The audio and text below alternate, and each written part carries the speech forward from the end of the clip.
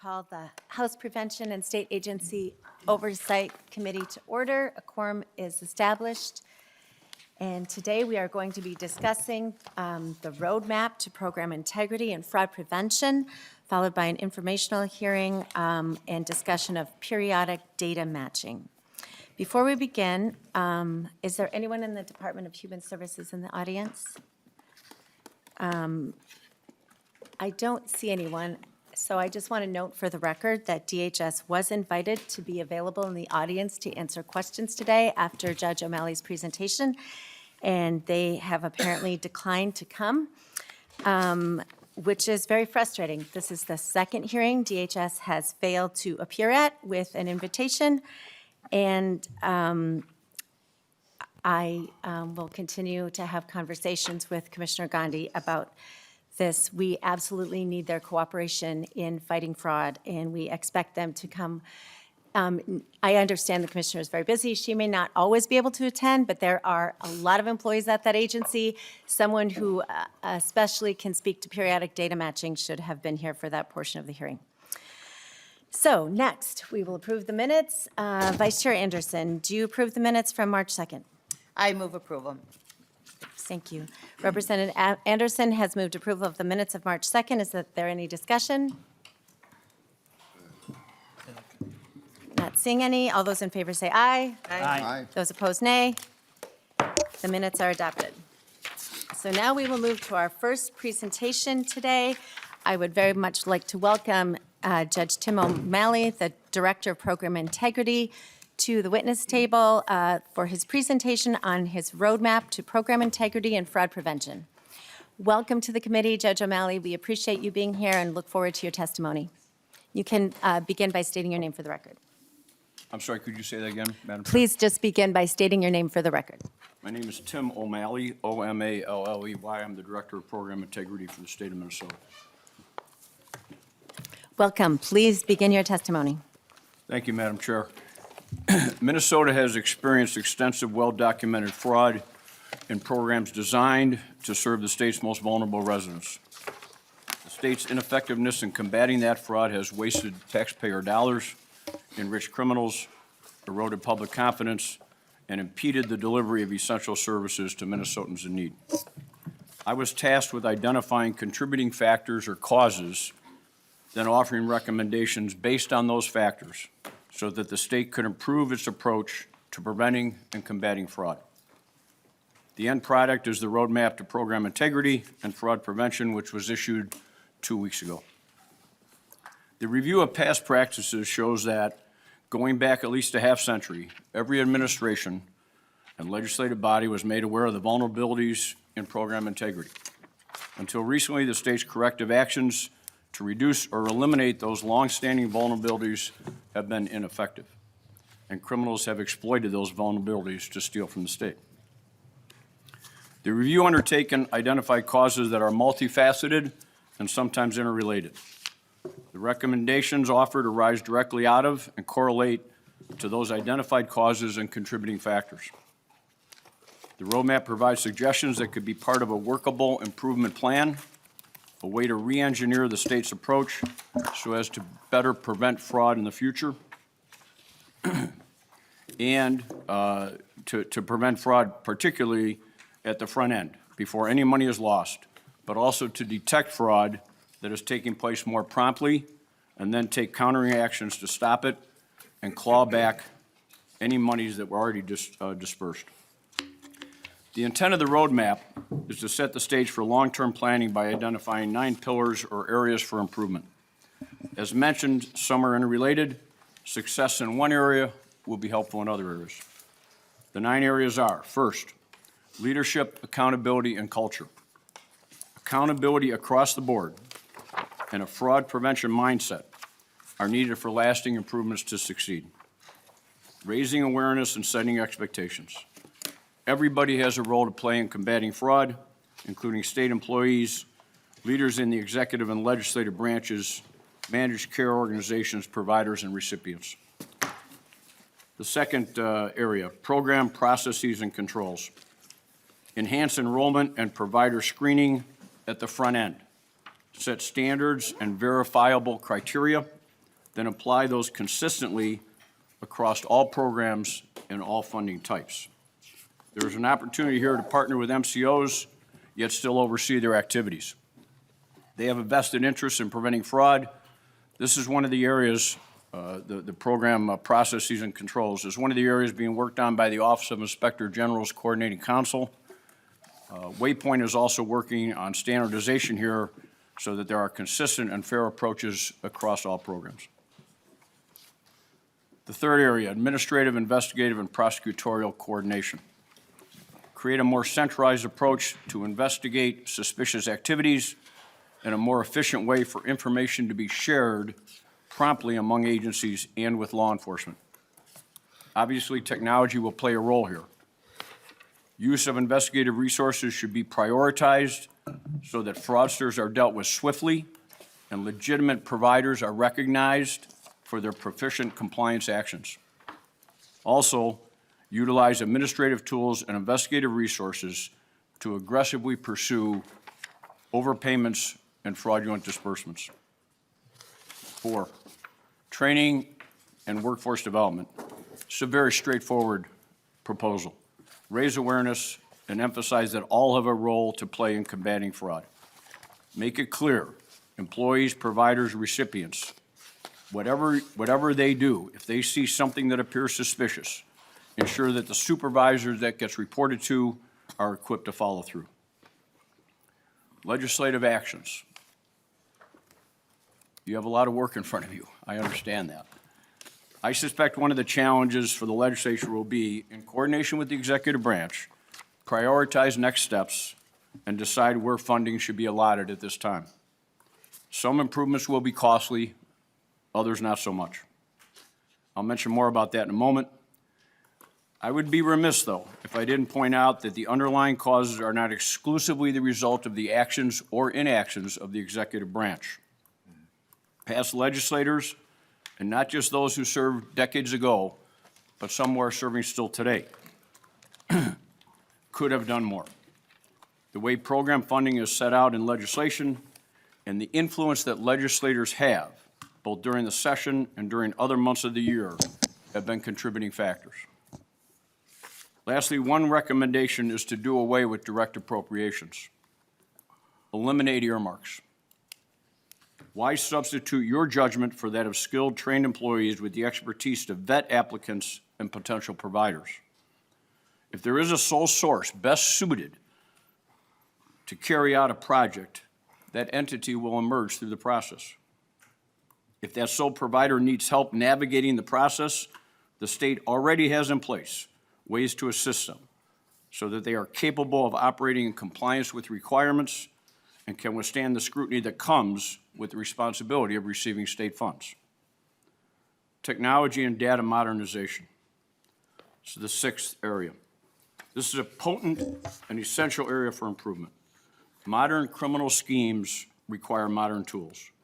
Data sharing, use of analytics, monitoring tools such as GPS, biometrics, cameras must be leveraged. 7, oversight and independent monitoring. We know that well-intended plans in the past were not successful. Independent oversight, similar to the type that accompanies consent decrees in other settings, would go a long way towards executing a plan that will be effective and will last. Stakeholder collaboration and engagement. The legitimate providers I've met with are committed to a greater good. They are skilled and capable. They have a grasp of the issues and the challenges. They want to prevent fraud as much as anyone else does. They should be at the table so that workable, practical solutions are ultimately implemented. The last factor, resource and capacity building. It's another straightforward recommendation. There are resources within the state government that could be reallocated and have been reallocated, and that should be expanded. For example, in the areas of auditing and data analytics. Expanding resources in those areas and funding new endeavors, such as with technology, is needed. Thus, the importance of the work of this committee and other committees that's taking place now in the House and Senate. As you consider the recommendations and prioritizing next steps and determining a budget, I would suggest that two areas in particular should be addressed sooner rather than later. One will be costly, but solutions are available. The other is less costly, but requires a focused and comprehensive approach. The first is technology. Using modern technology is a must. Real-time data sharing to support timely preventative investigative actions. Data analytics to support informed decision-making. Use of GPS cameras, biometrics. You can't pull a technological solution off the shelf, plug it in, and just think it's going to work that easily. Right now, state agencies are working to share data using antiquated systems, manual data entry, and fax machines. Agencies must have the ability to share accurate data real-time and use analytics to assess the massive amounts of data available. Criminals are using modern technology, and we're falling way behind them. Second one is oversight. A strong monitoring component is essential to achieve long-term success. History has proven that specific actionable steps to prevent fraud will not succeed without enforceable accountability across the board. Point persons should be identified and held responsible for effective implementation and execution. The types of sustained oversight and monitoring needed to achieve success should also include a level of public accountability. As a package, I believe these reforms will shift Minnesota from reactive enforcement, often years after the fact, to proactive prevention, creating a consistent, transparent, and enforceable system that protects taxpayer dollars while also supporting legitimate providers and beneficiaries. Thank you, Madam. Thank you, Judge O'Malley. At this time, I'd like you just to stay either at the witness table or briefly in the audience, and we're going to invite our first witness up, and then if you would be available for questions after her testimony. Certainly, thank you. Thank you. With that, I'd like to invite Faye Bernstein, DHS Compliance Manager.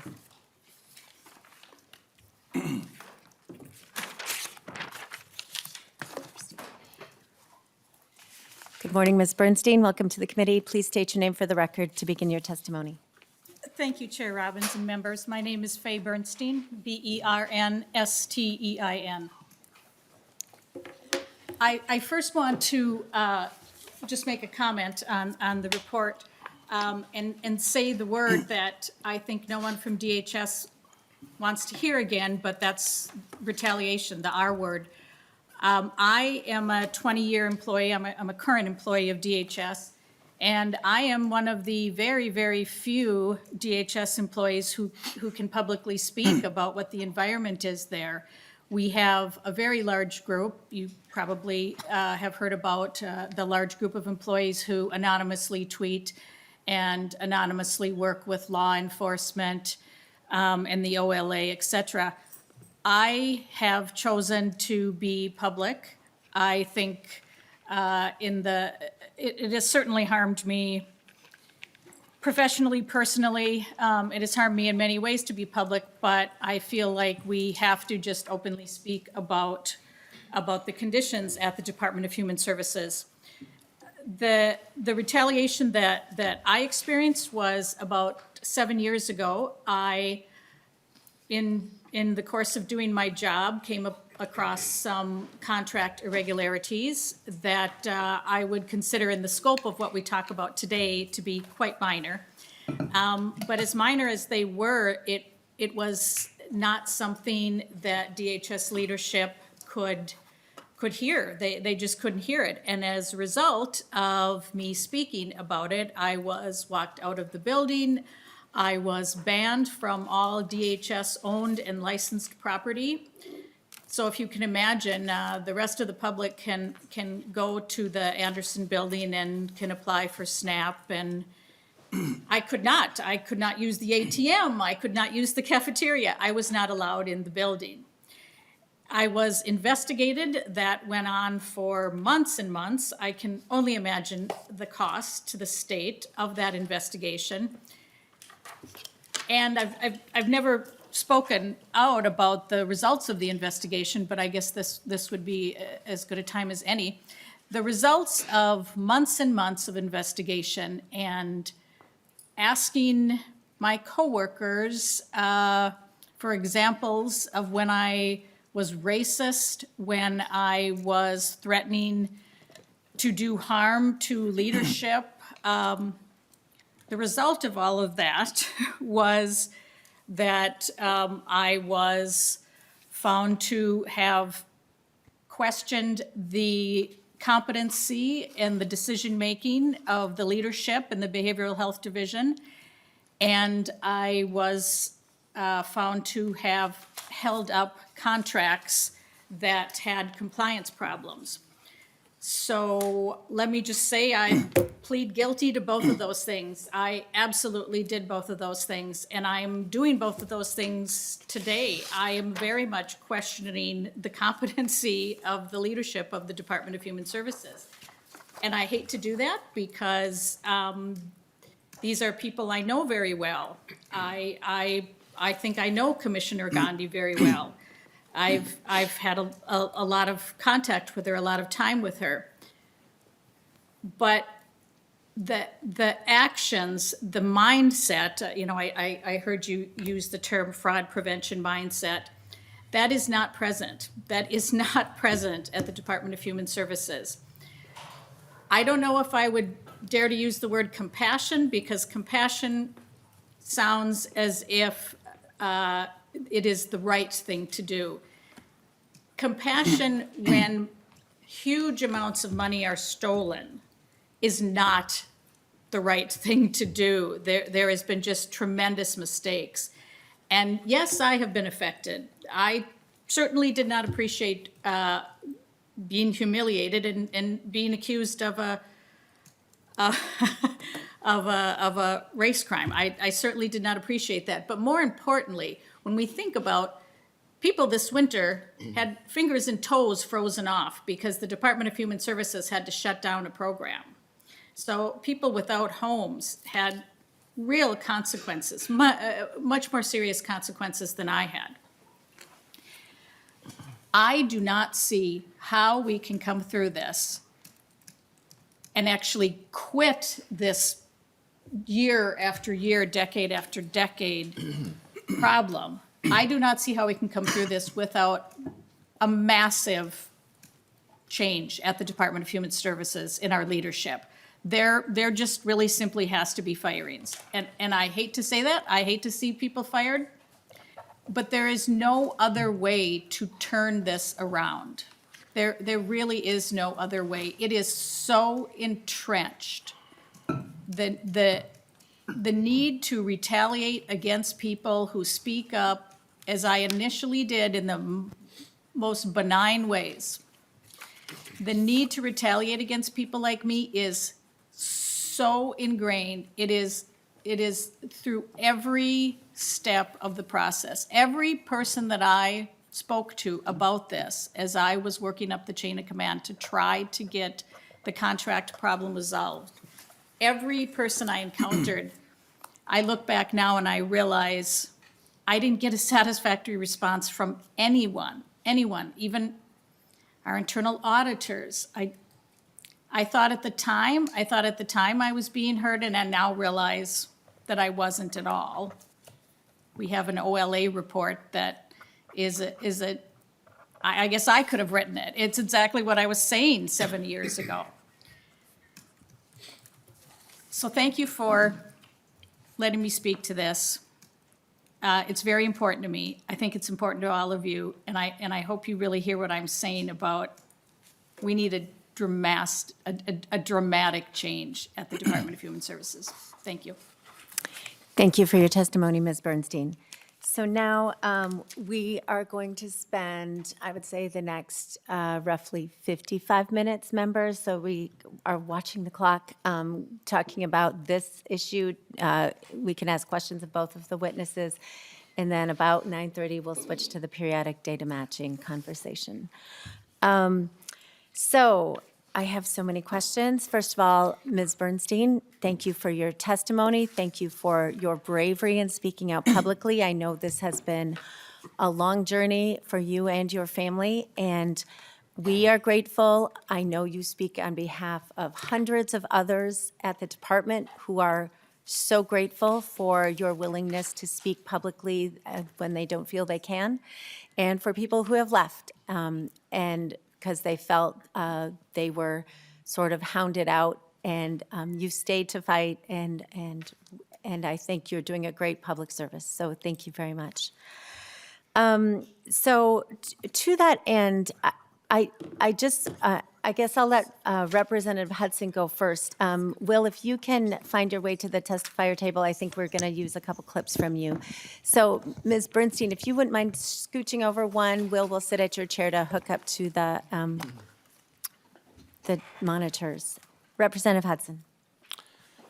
Thank you, Madam Chair. And as I said last week, and I hate to sound like a broken record, but this is extraordinarily infuriating to hear. And I'm sure there's many members who have many questions, but there's a couple of points that I really think need to be driven home. My first question would be to you, Judge O'Malley.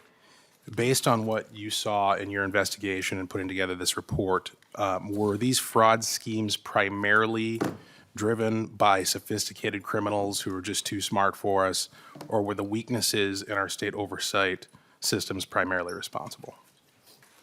I apologize, Madam Chair and Representative. I'm very hard of hearing. If you Sure. could repeat that for me. No problem. I'm sorry. So my question is, based upon your investigation, the report that you put together, were the fraud schemes that took place that have been documented and have resulted in prosecutions, were they primarily driven by the sophistication of the criminals who were involved? They're just smarter than we are, smarter than the state agencies, or were weaknesses, systemic weaknesses in our program integrity process the primary cause? Judge Both. O'Malley. Or Madam Chair, Representative, both, I think. The vulnerabilities have been there for a long time, and now there are very organized criminal groups that are taking advantage of those vulnerabilities. I don't know that they're way ahead of us, but they are. They're sophisticated, they're organized, they move about, change names, change addresses, do things like that, engage in multiple programs. They're able to do that in part because of some of the areas identified here that we just haven't stayed caught up, especially sharing data. Representative Hudson.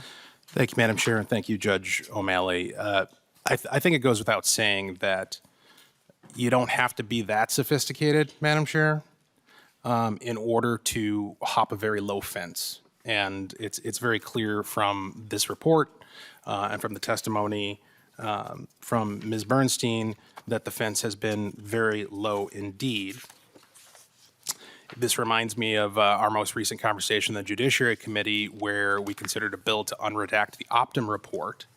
And during conversation on that bill, it was noted one of the concerns apparently from DHS, which we didn't really have a good opportunity to ask any of the people who were involved with the redaction because they didn't show up to that hearing either. But apparently one of their concerns is that were that report to be unredacted, it would present something of a roadmap for people who may not even be as sophisticated as the ones we've come across to engage in similar fraud. And if that's the case, what that means is that we know it. Because somebody read it. Somebody wrote it. So we know what the roadmap is, which means we know what the problems are.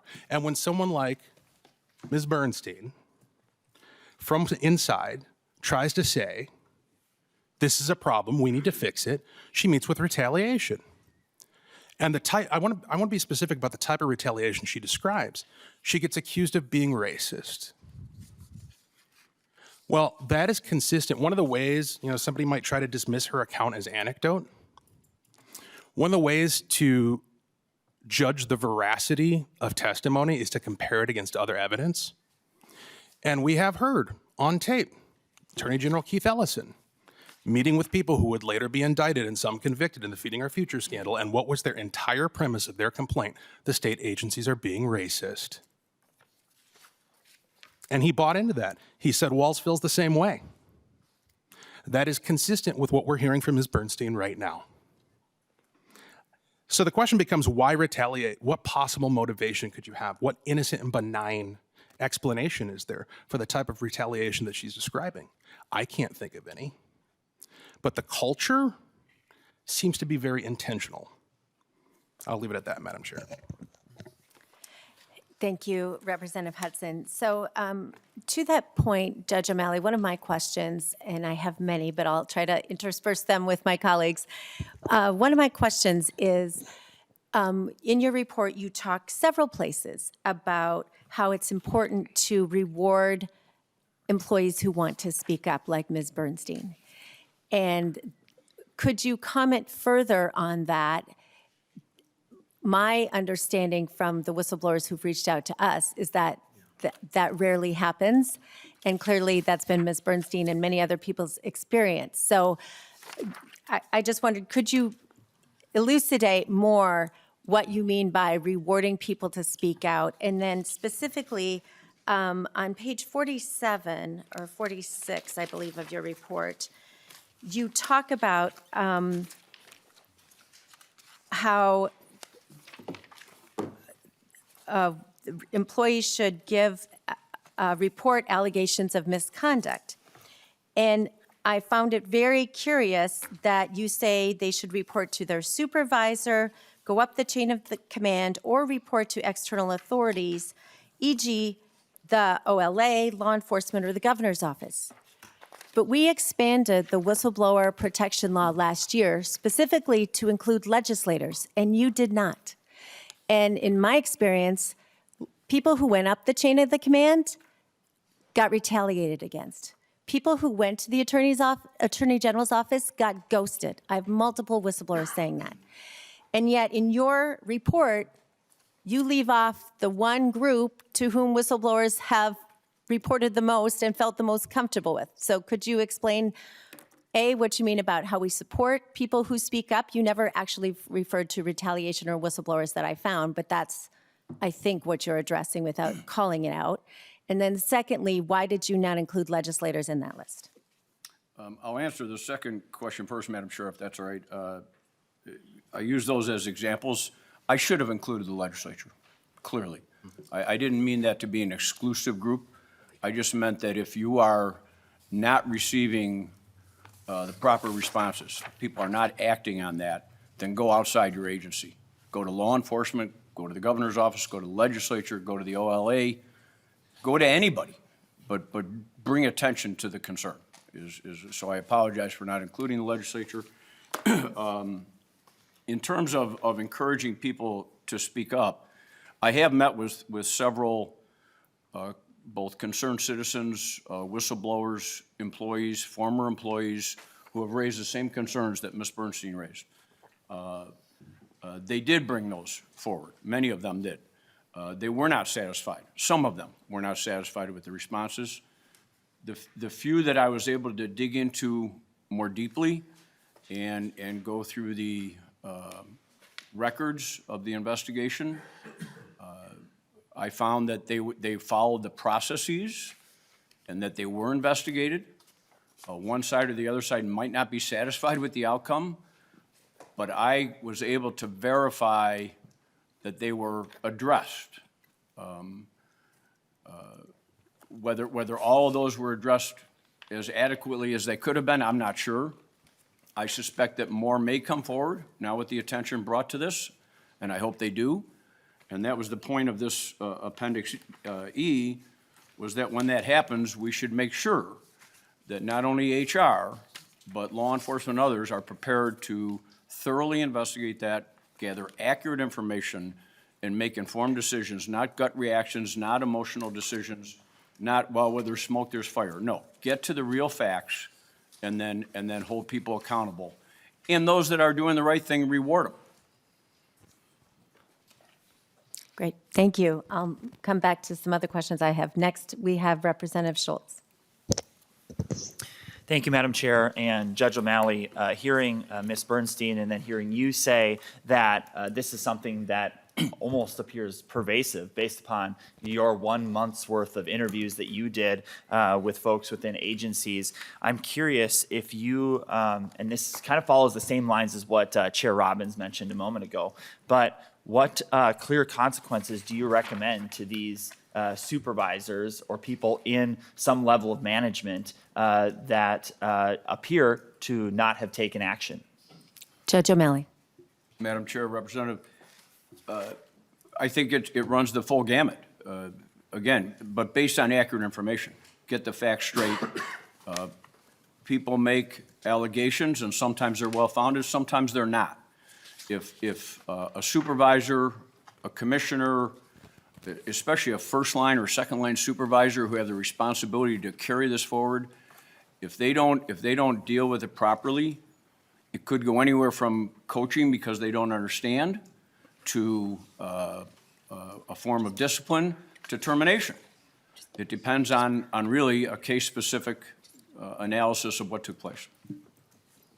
Representative Schultz. Thank you, Madam Chair, and I'm glad to hear you say that because one of the things that has been clear is that very few, if any, people have been fired within these agencies. At least it hasn't been public. And if we're listening to what other whistleblowers have said, it's that they've been retaliated against. They've faced essentially penalties for their actions, and the people up the chain have not. I mean, in the case of Commissioner Gandhi, who's been a compliance officer, a chief compliance officer, I believe, she's now the permanent commissioner of the Department of Human Services. That seems like failing upwards. And if what we're hearing from Ms. Bernstein is accurate and in line with the other whistleblowers that you have said to speak to, my question for you is the promotion of Commissioner Gandhi has happened while you have been around. So my curiosity is, if our whistleblowers are saying that we have a pervasive problem within leadership, why aren't we seeing firings today? Judge O'Malley. Madam Chair and Representative, as you mentioned, I've been at this for about 4 to 6 weeks, and I've met with a lot of people. I thought it was important to gather this accurate information and get it in front of the legislature while you're still in session. I don't know that I would conclude, as you have, that it's pervasive, the concerns. They're very important concerns. I have dealt with a few of or addressed and met with and followed up on a few of the allegations of retaliation, accusations of racism, those kinds of things. As far as Commissioner Gandhi and accountability for leadership, I didn't know her prior to when I started this a couple of months ago. I will tell you that if there's good news here, and there is, every state employee I met with seems to me has a very strong commitment to helping solve this problem. They've been forthcoming, they've been cooperative, they've been very responsive to my requests. They provided any information I wanted, they adjusted their schedules, and they're working together on new approaches. I can't speak to Commissioner Gandhi's past as well as I can to having worked with her over the last couple of weeks, month, but she fits in that same category of being responsive and I think working hard to try and solve this problem. Representative Schultz. Thank you, Madam Chair. Well, as you know, this huge level of fraud that we've seen across Medicaid-funded programs appears to, all be within the lens and the time at which she has been at the agency and in a key compliance role. So when we're considering the fact that $9 billion has been the expectation that has been stolen from the taxpayers, and she was in those positions, and now she's the permanent commissioner, how are the people in Minnesota supposed to have faith in that? So I'm going to turn this around more so to what you mentioned in the first pillar, just talking about senior leadership, talking about how this can rise to creating a culture of stewardship of taxpayer dollars and program integrity. Do you think that the governor and his top officials have done enough to create that culture? Judge O'Malley.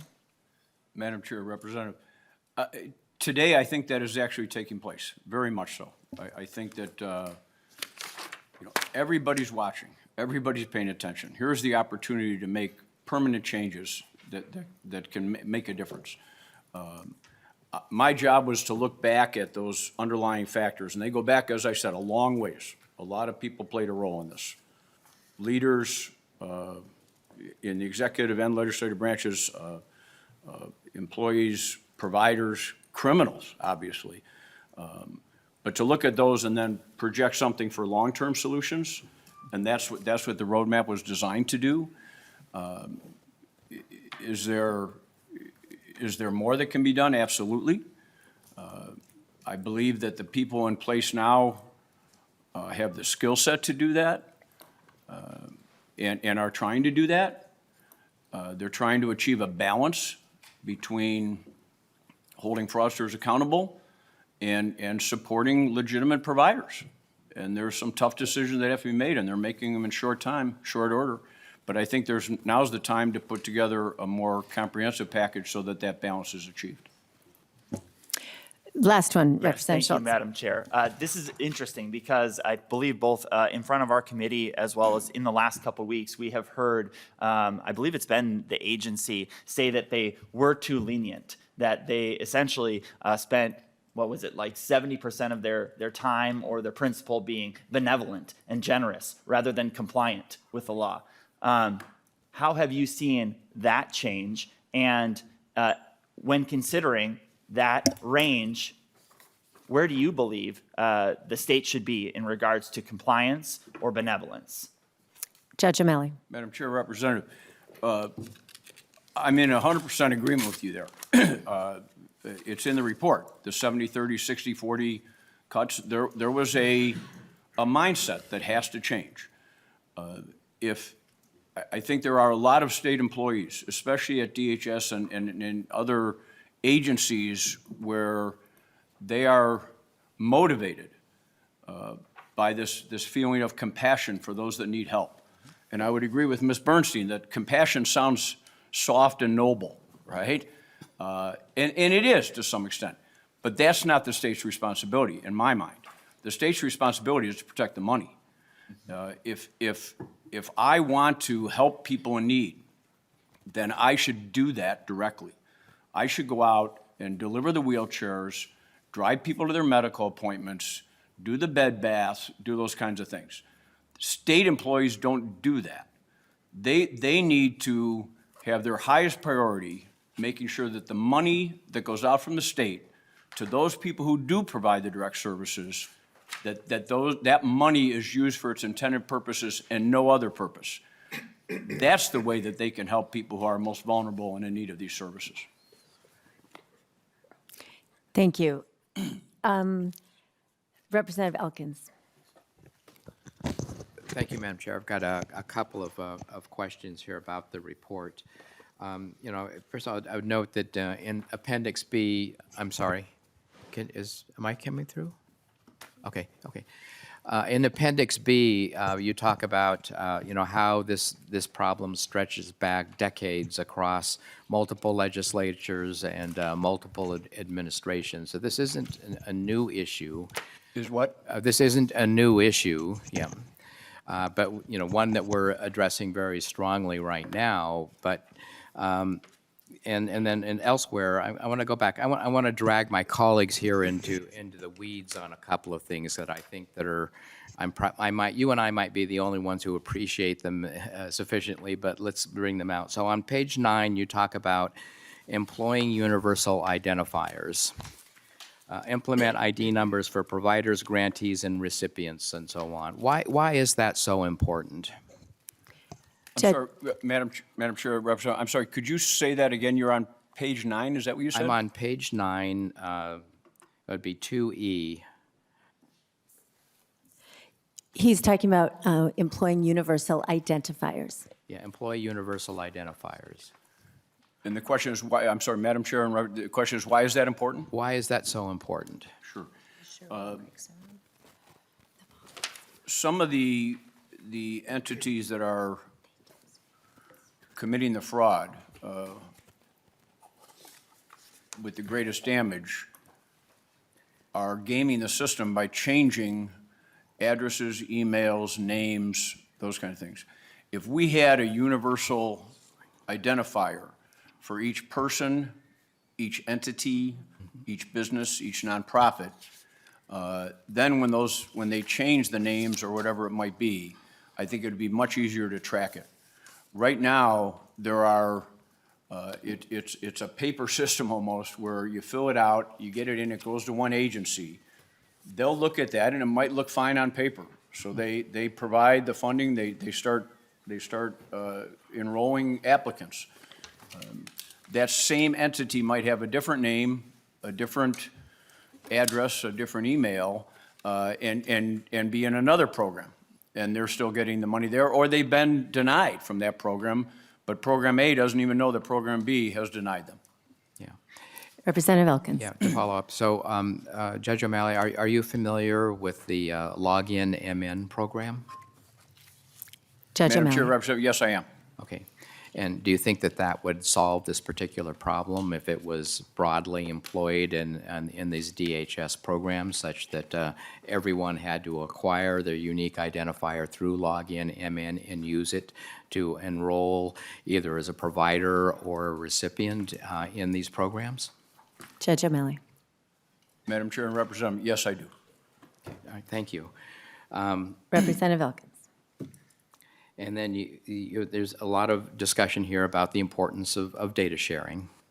And of course, the legislature last year did sweep away any legislative barriers to the sharing of data across agencies in order to address this problem. So we've handled any legal barriers getting in the way of data sharing, but you would agree that having the technology in place to facilitate the actual physical data sharing has got to be an important part of the technology plan?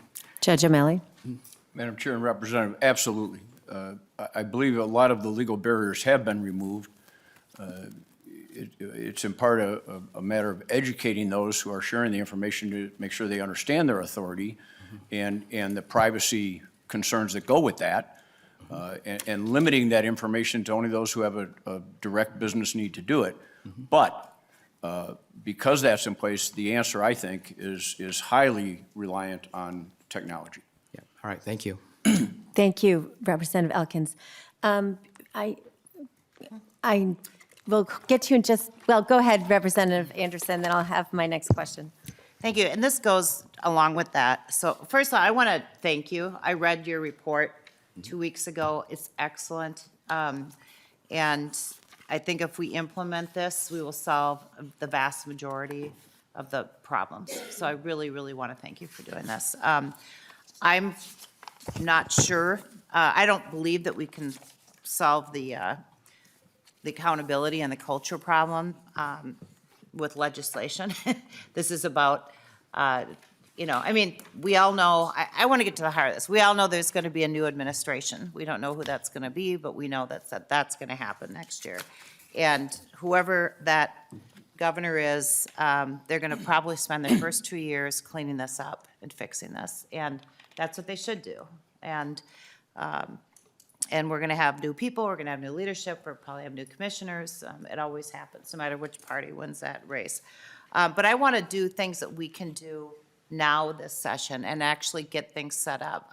Representative Elkins has, I support the technology upgrades. I support additional oversight. Whatever we can do, I think it's the best use of our money this session to spend the money to upgrade the tech, especially for the counties. We need to get that done. I've been waiting to see, the governor talked about his fraud package, and he said a lot of the ideas were Republican ideas, and doesn't matter which party. But I haven't seen it yet, and I don't know if anyone knows where it's at, but we are 2 weeks from deadlines at this point, and that is really, really, really important. So does anyone know, do you, Judge O'Malley, know where that's at? Are you working on that? The legislative language, does? Judge O'Malley. Madam Chair and Representative, I do not know about that, and I'm not working on that language at this point. Okay, thank you. Representative Pinto, do you know where that's at? Madam Chair, if I... Yes, Representative Pinto. Thank you, Madam Chair. Representative Anderson, I know the governor had announced that package, and I know that it takes time to get language through the reviser. I'm not sure of exactly that process, but I mean, I would assume that that is in process. We just know whenever there's agency proposals, it takes a while for the reviser to come out with language, if that's what you're talking about. I know the governor had announced some details of his proposal. Thank you, Representative Pinto. And once again, I would like to note for the record that if the agency was here, we could ask them directly, but they are not present with us today to take questions. Representative Anderson. Thank you. It's frustrating because that's what we should be doing. And rather than, we all have these fraud bills, little things are picking away. I have a hearing and one tomorrow, I think. But we need to do the comprehensive package. And, we could write it. I assumed it was being drafted by at least the beginning by the governor's office, but that it has to get done. We're running out of time. So thank you. Thank you. So I would like to go back to a couple of things, Judge O'Malley, that I'm picking up on what Representative Schultz said about kind of the leadership. And we acknowledge that there have been changes and fresh energy to stop fraud, and we appreciate your role in that. But Will, if you wouldn't mind, I have not seen the culture change. And despite more than a year of hearings in this committee, multiple hearings in DC, multiple reports, including an OLA report in January of this year showing how behavioral health division employees falsified and backdated documents. Like, we still don't have, in my estimation, leadership who is taking this seriously. And so I'm glad to hear you think differently, but I am imploring you to continue to push for that. And to that end, just to illustrate for you, because you may not have seen it, and for the public, I would like Will to play a few quotes, all from the last probably 13 months. So this is when this was well out in the open. People were talking about fraud. We had plenty of OLA reports for decades, as your report points out, and this is still the response of leadership. Quote, clip one, Will, please. This was January of 2025. Former Commissioner Jody Harpstead. We do have to take that much into consideration because there's a lot of rumors of fraud more than there is actual fraud. And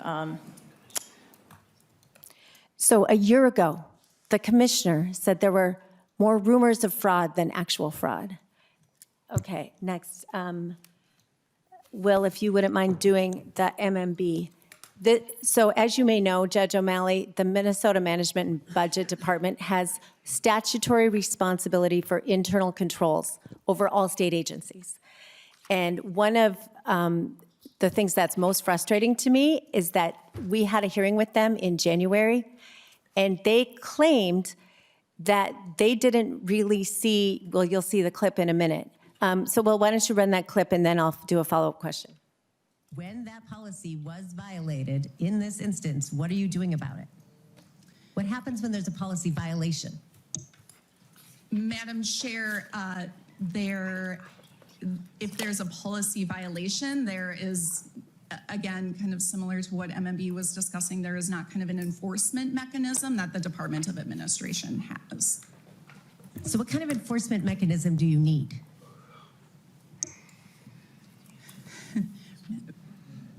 MMB, do you care to comment on this? Like, to me, this is the crux of the problem, right? We have one agency responsible for grants, one agency responsible for all the other finances of the state. And in both cases, you have a lot of policies, a lot of procedures, but when they're violated, no one does anything.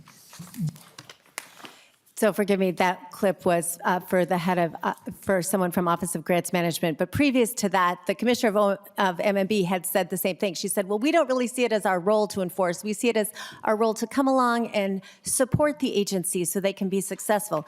And she proceeded to say that the way that they check for internal control compliance in each agency is a self-attestation report from agency heads. So when you have looked at this, and we know MMB has statutory responsibility for internal controls, they do not seem to be doing their job. How would you suggest we hold them accountable for their responsibility or provide more specific direction to them. I offered, I'm like, you tell me the tools you need, I will introduce the bill, let's go, and they didn't have an answer. How can we get at this when the leadership of these agencies is not taking it seriously? Madam Chair, first of all, I couldn't hear the clip. I think I understand from your descriptions as to what happened. MMB has a responsibility to oversee the other agencies and how they comply with the different regulations and requirements. They do not see, and I don't think they have the resources nor maybe the direct authority to enforce it the way that they should. I agree with you. This annual attestation form is almost useless. What I would recommend, and I think it's in the report, I don't know which page, but I know it's in the report, that you arrange it so that MMB has an auditor assigned to every agency. If it's a large agency, maybe it's the single agency. If there are smaller agencies or smaller projects, smaller programs, maybe one auditor can handle several. That auditor would then have not just rely on the agency to say, yes, we've done these 12 things, but to say, here's the 12 things, let me verify that. Let me come in and audit. Let me see the records. Let me talk to people. But have that auditor report to MMB, not through the commissioner, not through some agency, but have them be independent so there is no undue influence, so they don't feel influenced to try and please somebody. They're out there to do a clear audit based on the information they have in front of them, make recommendations, and hold people accountable in that way. Thank you, I appreciate that. And I think that's a good start. I do worry about the independence of that, even if it's MMB commissioner versus DHS commissioner, for example. The commissioners are all still appointed by the governor, and I do think there's concern about that. So in your report, you talk about the need for an appointed independent oversight monitor. This is on page 14 for anyone following along. And also you recommend, I believe it was on page 13, this executive branch compliance committee. First of all, I would like to understand your role because you are the program integrity director appointed by the governor. My understanding is you're kind of that independent oversight monitor already that the report recommends. So are you in fact that independent oversight monitor? What is your current role? Yeah, Madam Chair, no, I'm not. That's not my understanding. I was asked to come in, look at the history, look at the contributing factors, and come up with this roadmap recommendations going forward. One of the recommendations is that my role now should be transitioned to somebody who will have the independence, have the skill set, and have the backbone, quite frankly, to hold people accountable and move this forward. I understand that the way this was presented, there were some misunderstandings as to how long I'd be around and what I do, but I never agreed to stay for a year or longer. I agreed to use the experience I've had in other agencies that have tried to make the kind of cultural changes you mentioned a moment ago that are essential, that have to take place, and how it is that that can happen, but then have someone else come in and take over that role. So this is breaking news in my mind, so you are not planning to stay a year and oversee this process through the end of the Walz administration. You view your role as settled now that this report is out? Madam Chair, I don't know that it's completely over, but this was the brunt of the work I was asked to do. My plan is to still, and I've had the Oversight, the Coordinating Council, some of the commissioners. I'm going tomorrow to one of the providers. I've told them I'll follow up with you. I'm meeting with Ms. Bernstein, I think later this week, right? I'm going to do that, but it would be to help set the stage, as the representative just mentioned. What should we do now? You know, a culture change takes years, quite frankly. That doesn't mean it isn't important to take steps right now, but take those steps. And I think one important, along with technology, the other most important action step that should be taken soon is to make sure there is some point person. There is somebody who is responsible, an individual, not some entity, not some agency, but no, here's the individuals, one point person, but then others in each agency who will hold people accountable. Will say, instead of checking those 12 boxes on your annual form, we'll say, okay, here's the recommendations that came out of the legislature. Here are the priorities from this roadmap. So in this agency, you need to do these 6 things, right? Okay, we're not gonna wait a year. We need somebody to sit down with you in 2 months and say, okay, of those 6, where are you? 1, 2, and 3 are done. 4, 5, and 6, we're way behind. Why are you behind schedule? What are the obstacles? Let's get them out of the way and let's keep this moving. Thank you for that. It sounds surprisingly much like an independent Office of Inspector General that you're suggesting. Would you support the Senate bill that passed last year to create an independent Office of Inspector General? Madam Chair, I would support putting someone in place to do what I just described, whether that's an Office of Inspector General or in another format, like I mentioned, the consent decrees, but you need somebody with that independence that is the point person that will come, and ideally in some public forum, okay? A year ago, I don't think any of us could have imagined what was going to take place in the state of Minnesota in the last several months, in the last 6 months, the last year. History has taught us something else is going to happen, right? We probably don't even know what it is, but we cannot lose sight of the importance of combating fraud. And if it doesn't get kickstarted now, if actions aren't taken now to set the stage, then it will never get embedded in the practices, and that culture will not change. I agree with that. My concern is your report, you suggest that independent oversight monitor is appointed. Who do you think should make that appointment?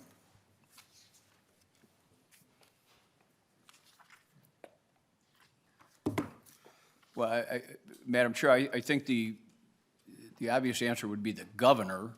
However, I think that it should be with input from this body, and I think if it is someone with true independence, that'll become known, and if it isn't, if there's undue influence, the public scrutiny of that, I can speak from my experience. You asked me if I've looked at the governor's legislation. I have not. I may in the future here. I was going to be here last week, but I was unavailable. But I am going to stay engaged as part of this transition. But I will tell you that I've had complete independence. As you know, you saw the roadmap, as did the other legislators here and the governor and commissioners, all at the same time. Nobody reviewed it, nobody edited it. I was given freedom to make whatever recommendations I want. So I think there is an opportunity to have someone with that same level of independence. It was easier now for me than it would be long-term. I would agree with that. But I think that the key there is that everybody still pays attention, and especially in some public forum. And if the person is not given that independence, it'll be on the front page and they'll probably walk. I wish that were true. We've had all these hearings, all this last year, and there's been incredible public pressure. The public is fed up, and it really hasn't brought the change that I think we have all been hoping for and seeking. And to that point about this need for an independent body for them to report to, you suggest this independent executive branch compliance committee. Again, it's embedded in the executive branch, and maybe in the short run, there will be independence somewhat, but I think unless we build independence into this institutionally, it won't stay independent. I think history has taught us that in a lot of areas. So I would ask for your support in trying to get a truly independent inspector general or monitor or whatever you want to call it. And my concern about this compliance committee is that it's within the executive branch.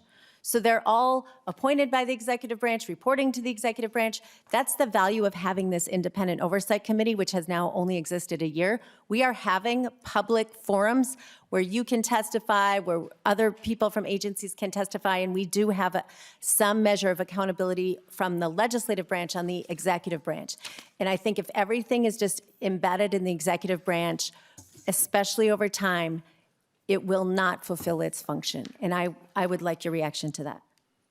Madam Chair, I understand your concern, and I would agree with you that history has showed us that if it's exclusively in one branch, that could lead to problems. The recommendation in the roadmap is that I don't care if it's in the executive branch or where it sits, but that there should be some public accounting.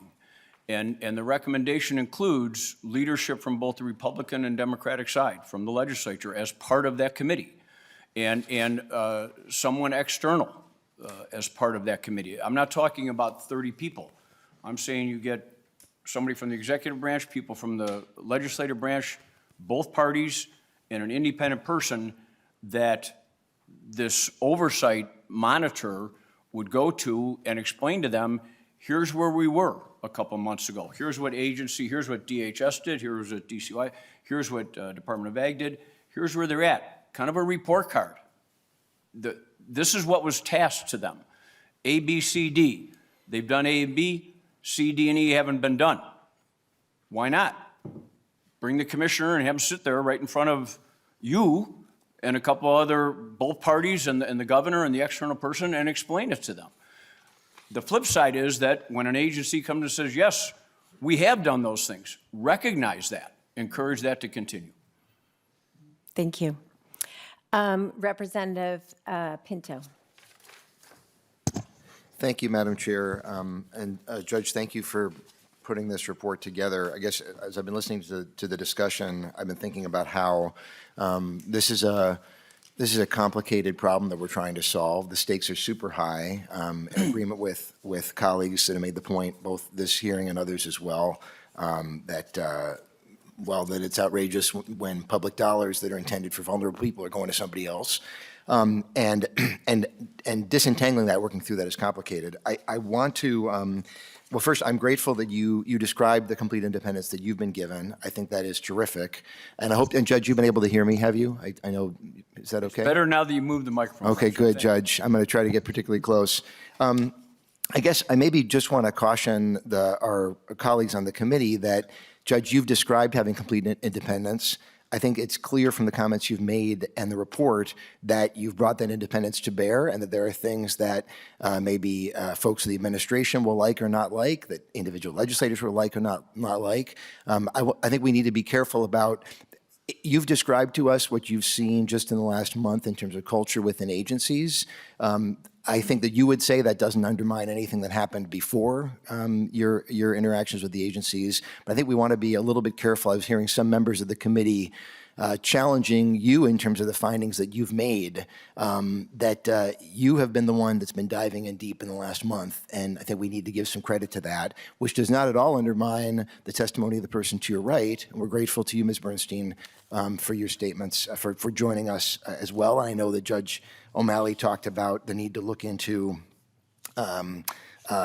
to have an independent investigation whenever there are state employees that are describing their experiences, and when those experiences are negative as well. But Judge, I'm hoping that we can get into some of the details of your recommendations to make sure we can actually improve what we do going forward. So I have a very specific question for you on, which is in your recommendations early on. I have to find it.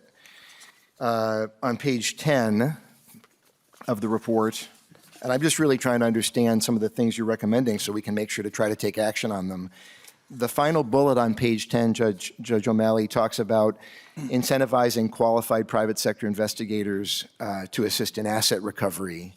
I'm familiar with the Federal False Claims Act and how well that works at the federal level, and think it's intriguing for us to consider that at the state level. As folks will see in the footnote, it's basically providing an incentive for private actors to, if they can identify fraud, to go after it, to assist state agencies in doing so. I haven't been familiar with doing that under law enforcement supervision. Can you just talk about that? Because I'll admit I'm trying to get my head around that, about how that would work, and really just trying to understand it. Judge O'Malley. Madam Chair, Representative, I think there are two approaches that you highlighted. One is to do it very similar to the federal legislation. I think that's a little bit more cumbersome, and it might deter some who would be very good at this from engaging in it. The idea of having some qualified investigators go after the money that went out, to have them coordinate with law enforcement.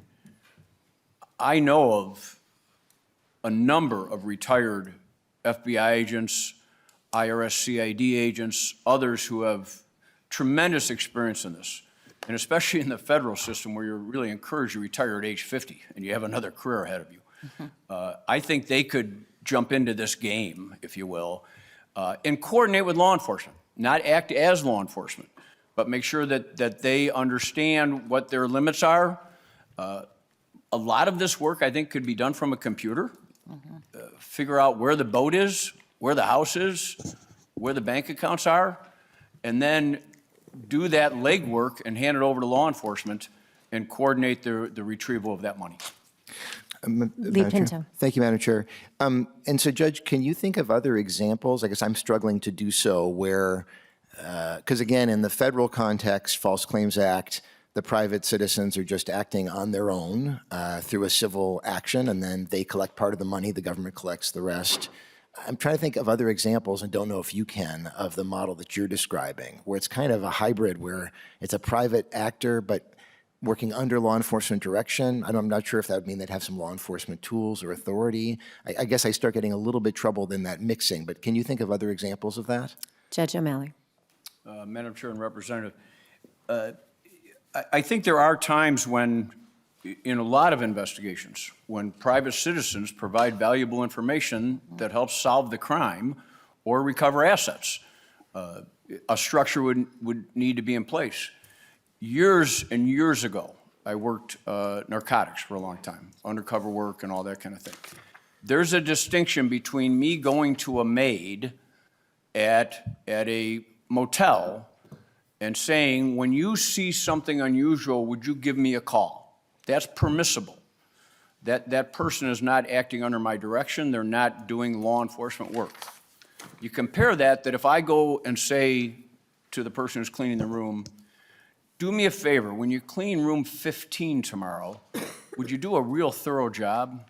Would you maybe lift the toilet cover and look underneath, make sure there's not something taped there? Or maybe it's time to lift the mattress and do a more thorough. No, then they're executing a search on behalf of law enforcement. So I think the distinction between giving them incentives to help law enforcement and having them do law enforcement's work, that can be divided. And it can honor the Fourth and Fifth Amendment, and it can be very effective, I think, in getting money back. Lee Pinto. Thank you, Madam Chair. A lot more thoughts and questions on that, but maybe that can be a further conversation. I know we're very tight on time. Maybe just, so just the final comment that, again, really grateful to you for coming in this way and giving us quite a lot of information. I'm going to continue digesting it. I'm not sure if we may even have you back to digest this further, because there is a lot here. And a reminder that to all of us, that what you're directing to us, the concerns you're expressing are housed in the executive branch, also housed in legislative actions, and that similarly the solutions have to come from both places.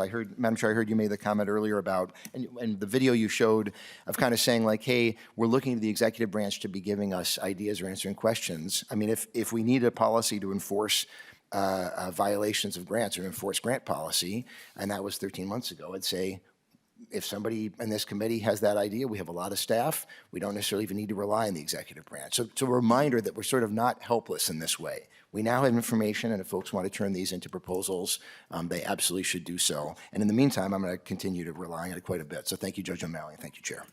Thank you, Lee Pinto. I do not feel at all helpless in this regard. I was just asking the department for their ideas for tools because they're the boots on the ground and what would be most useful to them.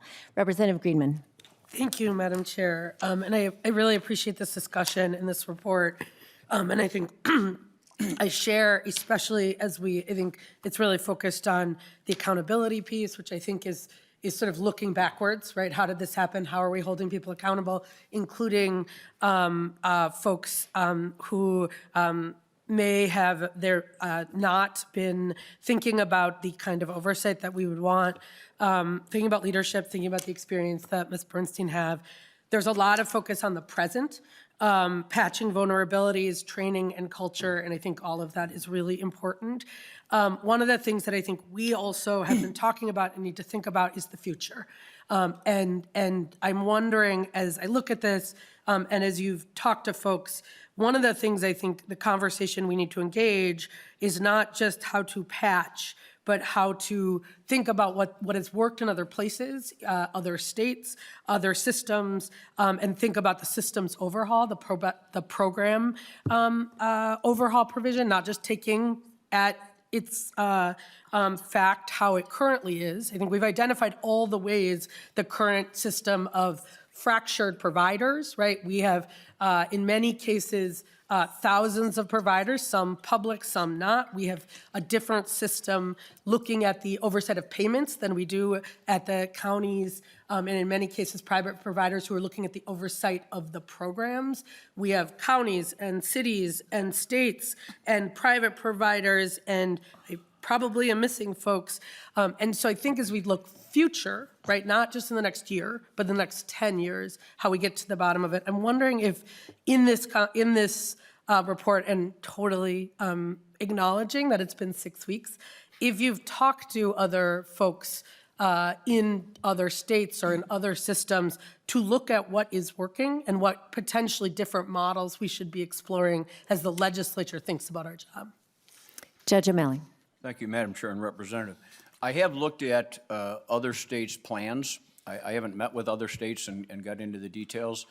I found that those plans were at a higher level than what we needed here, and I tried to have the work that we did focus, more specifically on the exact things that happened here, the things that are laid out in the OLA reports and that kind of thing, and tried to be responsive to those factors in coming up with specific ideas. There are other states that are doing well, but I think that for us to be successful here, I think the ideas laid out and that you've been discussing are the most effective. I might also mention that, and I don't know, Madam Chair, if I was responsive to you before when you talked about culture change and Representative, you talking about long-term solutions here.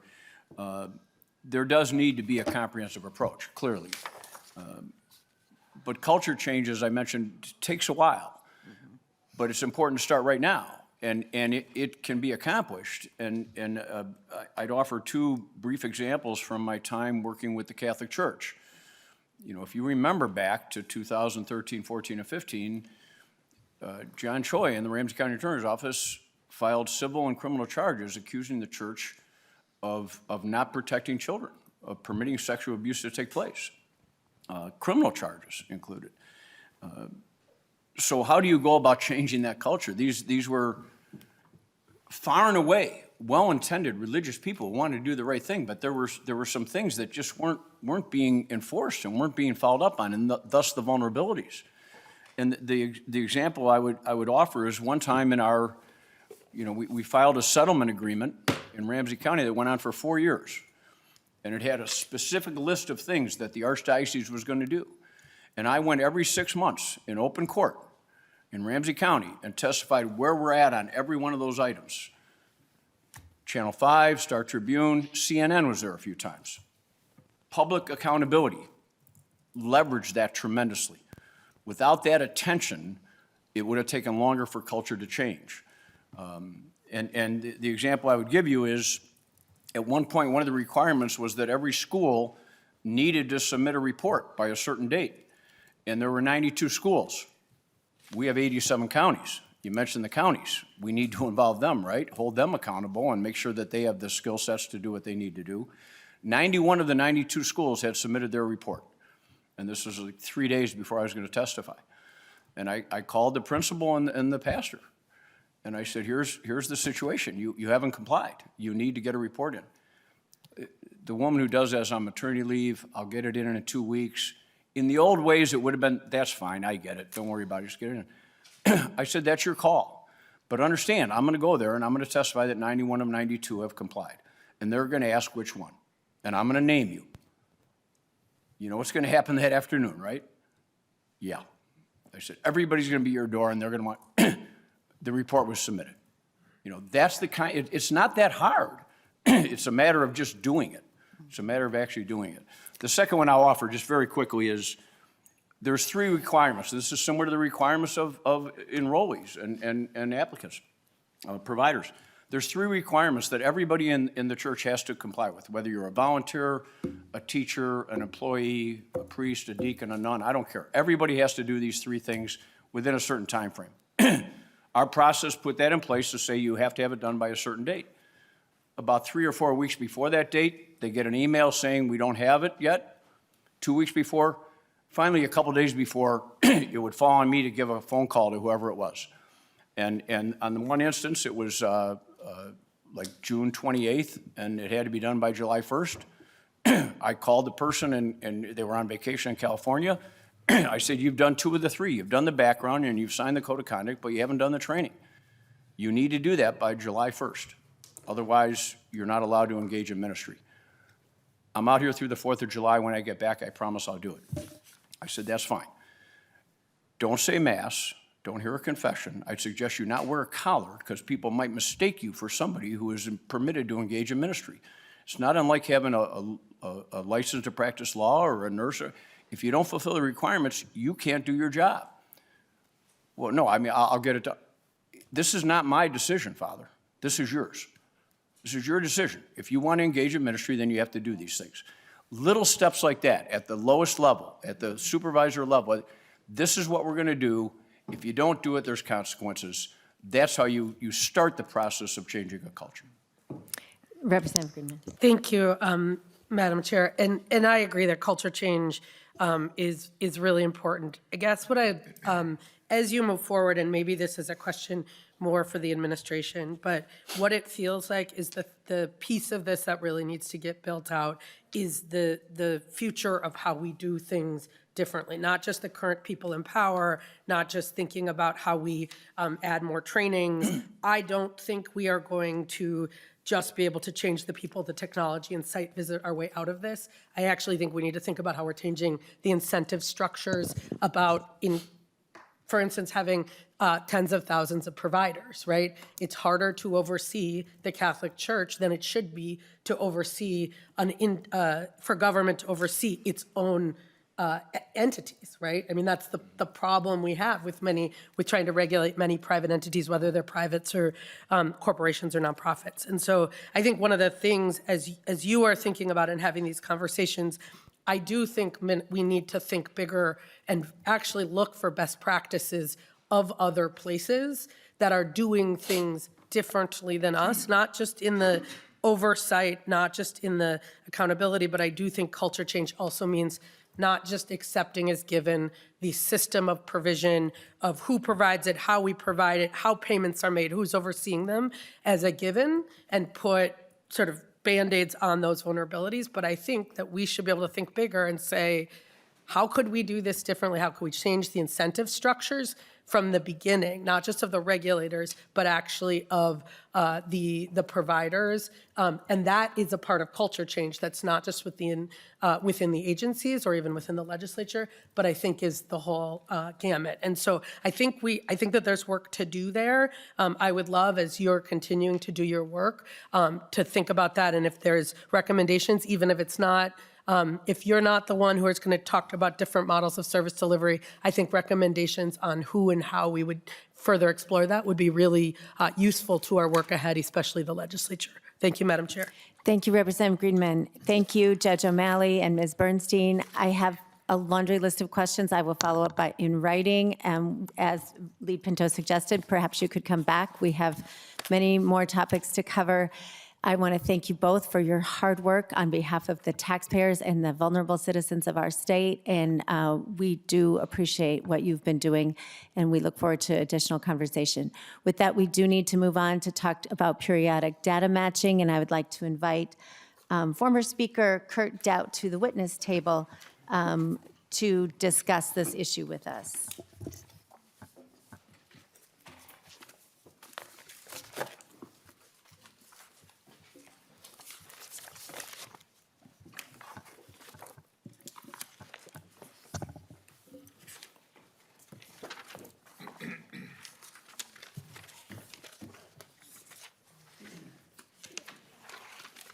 Thank you. So members, I just want to outline why we're having this discussion. And it's because this is an ongoing issue that's been before the legislature. And again, I wish DHS was here to answer our questions on this. But I did have in your packet a bill that I submitted on Friday that is not actually before us, but I want to flag it for all of you because it will go to other committees as well. There has been a longstanding report required by DHS on periodic data matching. And basically what happens is people who are on Minnesota Care and medical assistance or Medicaid are supposed to be annually checked for re-verifying their eligibility for these programs.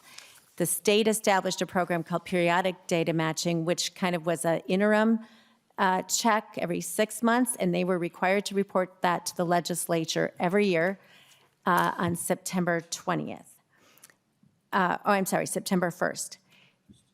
That requirement was suspended during COVID, but so they reported in January, in 2019 and 2020, those reports were in your packet, but then during COVID, it was suspended, but the law remains the same. And once the public health emergency ended, the department did not continue, as far as we know, either the responsibility to do periodic data matching and certainly no report. And we checked with the librarian at the legislature here. They also could not find the report. They had asked for it over the last 2 years, and DHS failed to respond to them. So this is a failure of the department to provide reports to the legislature that are required under statute. And so the bill that we will be considering in the future will just, that reporting requirement is set to expire on January 1st of 2027. And so at a minimum, I want to take away that reporting sunset so that we can get the department to get back engaged on this project and then get the reports up to speed. So with that, Speaker Doubt is here because this was something he worked on when he was a member of this body and has very good insight for us on why this happened, how we got there, and why it is still necessary. Representative Doubt, or former Speaker Doubt. Thank you, Madam Chair and members. And just on a personal note, thank you very much for the work that you're doing on this. This fraud thing, I think, has all Minnesotans of both parties frustrated, and frankly, they'd like to find real solutions to solve these problems. And as you know, I'm Kurt Doubt, a former member of the legislature, now proud private citizen. But I still can't stop thinking about this place and the stuff that I worked on during the years that I was here. I served in the legislature for 13 years and some of that time served as Speaker of the House, and appreciate my relationships with all of you.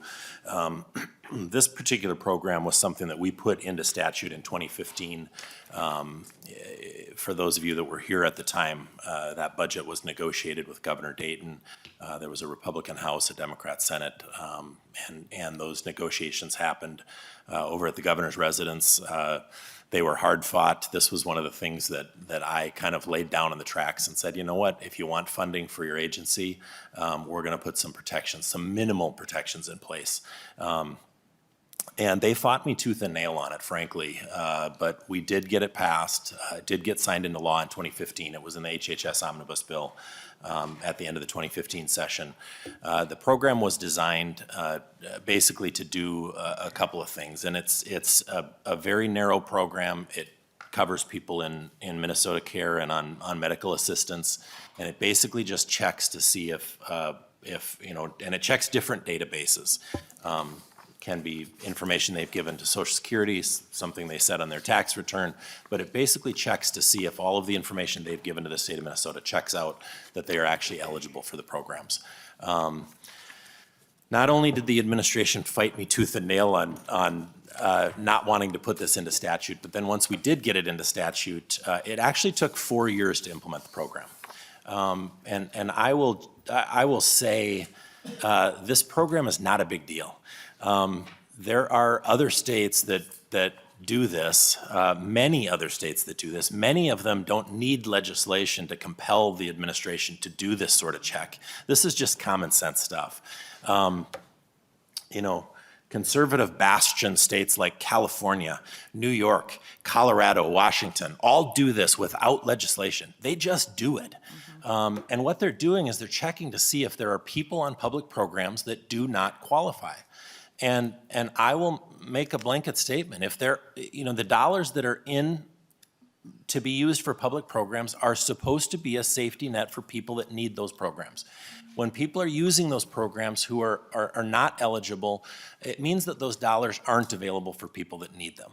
And it's our responsibility, or yours now, to make sure that we protect those dollars. And this program was just a very minor part of what we should be doing and can be doing to make sure that those dollars are used wisely. So the program actually, and we did in 2017 give them a little extension, but the program went into effect in 2019 eventually. Should have never taken 4 years. That should have taken 4 weeks to implement this program. It took 4 years to implement it. The program was actually implemented and started in September of 2018. And that first report that was due to the legislature came out on September 1st of 2019. Those reports are available online. I can forward them to you if you can't find them. There's 2 of them that were done, one in September of 2019, one in September of 2020. Both of them showed that this program was successful and that there were people in our public programs who were applying for these programs who were not eligible. The first year in 2019, just a quick summary, the report identified 580,000 individuals who were selected to just check to see if they were eligible. There were 68,000, a little over 68,000 individuals who were identified as possibly ineligible. And then there were, at the end of the day, 22,990 individuals who were terminated from public programs as a result of those checks. Now, what the statutes or the law states is that we will kind of terminate your benefits, and then you have 30 days and you can supply the information verifying that you are eligible, and then your benefits can restart.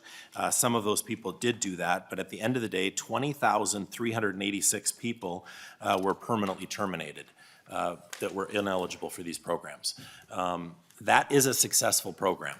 I know that you are tasked with an insurmountable, or what seems like an insurmountable task, but you must do it to find fraud and root out fraud in our public programs and with our public dollars. This one may seem minuscule, it is not. 3 to 6% of all people in Minnesota collecting these sorts of public benefits were doing so fraudulently. That's a big number. And in the second year of this program, and when I say second year, I'll explain that it wasn't a real second year, but 17,166 people were permanently removed from those 2 public programs. And the reason I say it wasn't a full year is because in March of 2020, this program was suspended during COVID by executive order of the governor. And the program was supposed to restart in 2023 after the emergency powers and the COVID-19 emergency ended. I want to talk to you about a little bit why I kind of started looking into this. When news media started reporting the amount of fraud that was going on in Minnesota, and I think we've all known that it's been going on and it has been a culture for years. And I think many of us have tried to do some things to try to curb that. This was one of those things. But when I saw the news reports kind of just continue and continue and continue, I thought, I did a couple of things when I was in the legislature to curb fraud, and I did those personally. I worked on them personally. I'm just going to go back and check and see. So I did some digging on this program, and what I found out was kind of shocking. This program was never reinstated after COVID. There were 2 reports that were done, one in 2020 and the previous one in 2019.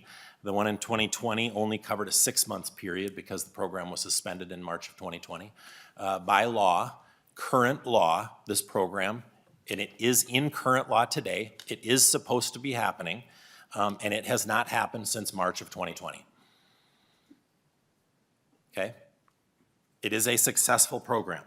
During the term, the 18-month term that this program was in use, 37,552 ineligible people were thrown off of these public programs. They are people who did not qualify. They should not be receiving those dollars. I was shocked to find out that this program had never been reinstated. I started reaching out to folks and found a couple of people who had reached out to the department and gotten excuses as to why it wasn't or why it was delayed or whatever. But the reality is very simple. This program has been very successful. It did curb fraud in the state of Minnesota. And I will state very clearly that the Walz administration is currently defying state law to allow fraud to happen, and this is a prime example of it. And it isn't a partisan thing. This isn't a Democrat or Republican thing. Tim Walz isn't running for re-election. But it is our job and all of our jobs to make sure that we do what we can to stop fraud. You guys have been tasked with looking at things that don't exist in Minnesota statute. What can we put in? What protections can we put in place? What guardrails and barriers can we put up to make sure that we protect these dollars from seeping out into fraudulent programs? But this is one that is in statute. It is in current law, and it should be happening right now, and it's not. This administration is looking the other way. So I will note that I think it was in 2021, I guess I'd have to look through my notes here, but the report that's due to the legislature was sunsetted, and I think the chair said January 1st of 2027 or something like that. At the very least, I would remove that sunset. I can't imagine why nobody would want to know the results of a program like this that's in current law. And I think this is what can happen if you don't ensure that the legislature receives these reports, because nobody's going to check to make sure that the program is actually happening. And this one was a hugely successful program. It found a lot of Minnesotans who were on programs who did not qualify, and that is fraud. So with that, Madam Chair, I just, on another note, there's one statistic, and I think the previous testifier here talked about using your computer and just looking at data. We've seen stories out in the press about state public programs increasing over a number of years, and there was testimony in Washington, D.C. in recent weeks about these programs increasing 30,000% or some crazy number. You have to tell me somebody's looking at this. You have to tell me somebody says, gosh, all of a sudden this program went up 2 or 3 times. No, 30,000 times. There are things that you can do and put in statute to protect those dollars from streaming out.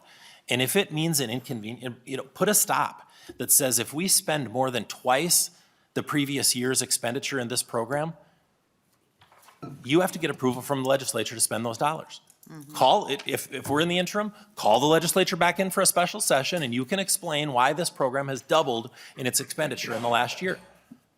Bring them in and make them testify in front of you and explain why that's happening. But in this case, there was a 30,000% increase and nobody caught that in the administration. That's shocking. There's one that I've been watching for years that falls in that same vein. And I hope there isn't anybody out there gaslighting saying that there's no fraud in public programs in Minnesota. And I remember back in 2018, a story that somebody had gotten video, and I remember it very vividly, of $1 million in cash going through the Minneapolis airport and how shocked people were. And it led to weeks of stories about what was happening and where did this money come from and was this legal? And it is legal. If you fill out a form, if you carry more than $10,000 through the airport, you have to fill out a form. Perfectly legal. So we hope to have a hearing on that topic in the future. Speaker Not trying Dowd. to filibuster you, Madam Chair. Yes, so I do think people have some questions, so I appreciate you bringing this up. But let me just, if I Okay. can, just 2 sentences on this. The fraud right now, or not fraud, but the dollars going out of the Minneapolis airport, $350 million last year and $350 million the year before. 99% greater than the largest airports in the country. We're the 16th largest. We have more money going out than basically all of the other airports combined. Think about that. Sorry, Yes. Madam Chair. No, I agree. I testified to that when I was before the U.S. Senate, and we will be following up. The witnesses I have asked to come testify have been slow to engage with us, so I hope that they will indeed join us. But thank you for your discussion of this, and this is why it's very frustrating to me as chair that DHS isn't here to explain why these reports have not been restarted. And I would note for the record and for my colleagues that I spoke over the weekend to someone who I had hoped to bring in to testify, but by the time we connected, it was too late, so I am not bringing him here. But he is a national expert on welfare fraud. He's a welfare fraud investigator nationally. And he said that during this time when the COVID emergency was happening and the periodic data matching was not happening, other states under the Biden administration CMS rules were still allowed to take people off the rolls for death or for dual enrollment. And other states were doing it, and Minnesota did not. So for all these years, since the last report came out in 2020, we have not had these records reviewed as far as we know, and certainly no reports to the legislature, even though other states continued to do it during COVID. So I, at a minimum, would love to get bipartisan support for this effort to end the sunset, and I would welcome any comments or questions. Representative Schultz. Thank you, Madam Chair. Thank you, Speaker Dowd, for being here. I am curious as to some of your experience in how you helped ensure that agencies were held accountable. And we heard a little bit from Judge O'Malley about enforcement on this. I'm curious as to your experience. What is the number one ways that you learned while you were a leader here at the legislature to ensure that agencies are doing what the law says? Speaker Dowd. Thank you, Madam Chair and Representative. That is the million-dollar question, right? What can you as the legislature do to hold agencies accountable, in this case, to follow current law, in all of the other areas you're looking at to prevent Minnesota tax dollars from being used in a way that's fraudulent or not their intended use. The number one mechanism that you have, and you are, if there's one thing that I can tell you that I want you to know and believe, you are a co-equal branch of government. Use that. You have a lot of tools at your disposal, but the number one tool that you have is the dollars that you appropriate. The executive branch can't spend a dollar that you don't appropriate in state tax dollars. They can't spend $1 that you don't appropriate. You don't have to just pass a bill that says we appropriate, $12 billion for this purpose. You can say, if you do this, and you do this, and you do this, and you operate this program with integrity, and you follow up, and you give us a report back, and then we will appropriate these dollars. If you don't do these things, this appropriation is canceled. Or you cannot spend money beyond this threshold or this limit. Use those tools, and I think you have to get creative to do it, but certainly, this is an instance where there isn't something in statute that says if the department doesn't operate this periodic data matching program, somebody's gonna be charged criminally or civilly, or, that doesn't exist in the statute. There isn't a mechanism to say this is what's gonna happen if you don't do this. But let me be clear, the Walz administration is defying current law to allow known fraud to happen in this instance. That to me is somewhat shocking for an administration who is spending quite a bit of time and effort right now convincing people that the culture in their administration has changed, right? proof is in the pudding. And this is just one example where that's not happening. But, and you really need to We put have all 5 those- minutes, and I have 3 people Yeah. who want to ask questions, so. You've got to put all those mechanisms in place to compel the administration to do that. But you have that ability. Do not just blankly appropriate money and write blank checks. Your job is to put those mechanisms into state statute to stop that. Go. Thank you. Are you good? No, I Oh, just have a very further comment. quickly. Yes. I'll be brief, Madam Chair. Thank you, Madam Chair. This legislation to repeal the sunset for this program will be introduced later today. I think that based upon what you said, we'll be seeking to add some teeth to it. In addition, I will just mention that the data provided in the 2 reports that they actually did identified between 20 and 40% fraud or misuse or abuse, 20 to 40%, and that's in each of these reports. You can see it right on the pages from 2019 and from 2020. And so on that, I will just say this recertification is essentially in line with what we must do as a legislature to be in line with what the One Big Beautiful Bill did. And so if we are going to stop fraud, stop the abuse, the misuse of the public dollars, we need something like this to ensure the integrity of the public's dollars. Thank you. Thank you. Representative Elkins. Thank you, Madam Chair. I've gone back and I looked at the 2019-2020 reports. Noticed that they only audited the portion of Medicaid program membership that is administered, was administered at the time through the Medicare Eligibility Technology System, METS for short. So it didn't cover any of the programs that were then and are now on Maxis, which includes all of the 14 high-risk programs where most of the fraud has occurred.